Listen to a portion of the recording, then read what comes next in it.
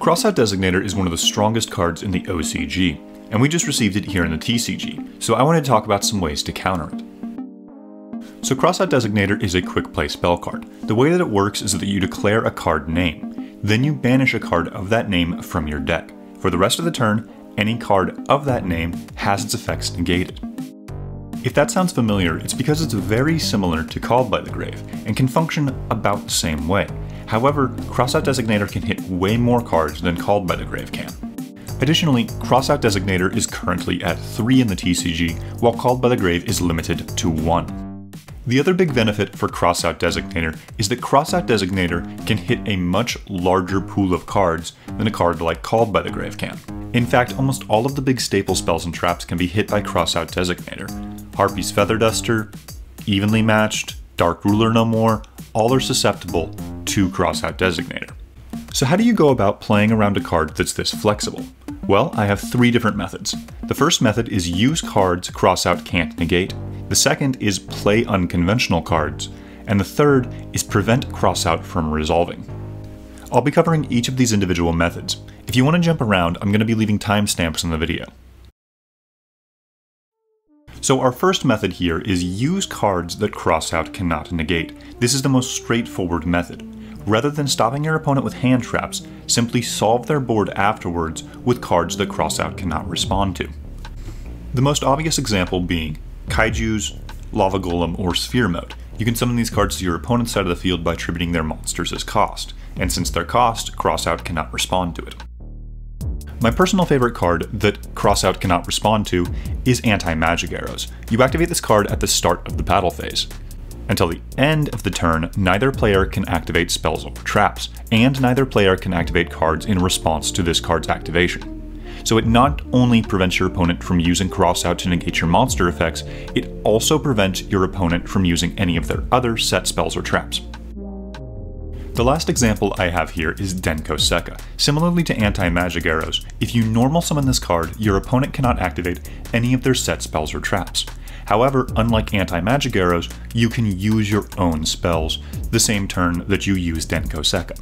Denko Sekka pairs particularly well with any spell card that can destroy or negate the effects of monsters. But like I mentioned at the beginning, this is the most simple and straightforward method. If your opponent cannot activate Crossout in response, they simply cannot negate the card that you're using. Our second method is play unconventional cards. This one's going to require a little bit of creativity. But think of it like this. In order to negate a card with Crossout Designator, you need to play that card, meaning your opponent has to prioritize certain cards over others. Most of the time, your opponent isn't going to have more than 10 generic cards in their deck that they can negate with Crossout Designator. So rather than playing something extremely popular like Ash Blossom and Joyous Spring, you can get away with playing something like No Material, which can still get the job done, but it's less popular, so the chance of your opponent being able to negate it is much lower. There are plenty of really powerful cards in this format that nobody's playing. Ghost Reaper and Winter Cherries, for example, hits almost every deck in the meta, but it's not popular in the meta because the meta decks cannot play it as effectively as a rogue deck might be able to. Additionally, Mind Control is very powerful, but not a lot of people are playing it. Mind Control is particularly good against any opponent that might make a conditional negate. As long as you can take it, you can use that negate against your opponent. To me, no card better encapsulates this theory than Ghost Mourner and Moonlight Chill. This is a very powerful hand trap that not a lot of people are playing because there are better options for negating monster effects with hand traps. Right now, I would consider Ghost Mourner to be the 4th best monster effect negating hand trap, behind Impermanence, Psyframe Gear Gamma, and Effect Veiler. But that doesn't mean that Ghost Mourner is bad. It just means that those cards are more popular and technically better. But Ghost Mourner does also have applications that those cards do not. For example, in your Tri-Brigade matchup, you can use this card to negate Ominous Omen if it's summoned off of the trap card on your turn. Another card with a similar application that you could use would be Forbidden Chalice. Forbidden Chalice is another example of a really strong card that's not being played as much in the meta because there's a technically better version for most decks, being Forbidden Droplets. Out of the 3 methods, this one is by far my favorite because you can do so much with it. There's over 10,000 cards in this game.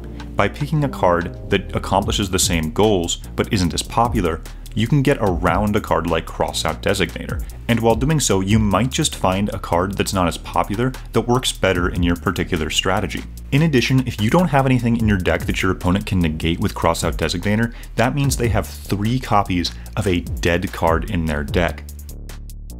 Our final method is Prevent Crossout from Resolving. If you're going first, there's plenty of trap cards that can do this, so I wanted to just cover if you're going second. The best hand trap for negating Crossout is Artifact Lancia. Since Crossout does not banish as cost, Artifact Lancia will prevent it from resolving. Probably the next best hand trap to negate Crossout Designator would be Psyframe Gear Delta. If you don't know what this does, this is Psyframe Gear Gamma but for spells. The other benefit to Delta is that it's all around kind of a good card. You can use this to negate all sorts of power spells even if your opponent doesn't see Crossout Designator. The last hand trap I have listed here is Engraver of the Mark. This is a very specific hand trap that you're likely not going to be able to use against anything but Crossout Designator. The cost for Crossout Designator is declaring the name of a card. Engraver changes the name of the declared card, so you can use this in order to cause your opponent to negate their own cards with their own Crossout Designator, or you can banish a power card from their deck. By far the funniest way to negate your opponent's Crossout Designator is with your own Crossout Designator. If you're running this card, you're likely to be running at minimum 2, but likely 3 anyway, but you need to run 2 just because you can banish your own Crossout Designator with Crossout Designator to negate your opponent's Crossout Designator. That's how you know Konami's really trying to push this card. This method probably isn't the most practical one, but it's important to know in case you can negate your opponent's Crossout with your Crossout, or if your opponent's deck loses to Lancia either way. I hope that you found some of the options that I showcased in this video helpful for countering Crossout Designator. If you'd like to find other cards to play around Crossout, I'd still recommend using the 3 methods that I showed. Use cards Crossout cannot negate, play unconventional cards, or prevent Crossout from resolving. Finally, if you did find this video helpful, I'd really appreciate liking or commenting so more people see it, as well as subscribing to the channel for future content, or joining the Discord to grow the community. Link to the Discord will be in the description of the video. Thank you very much.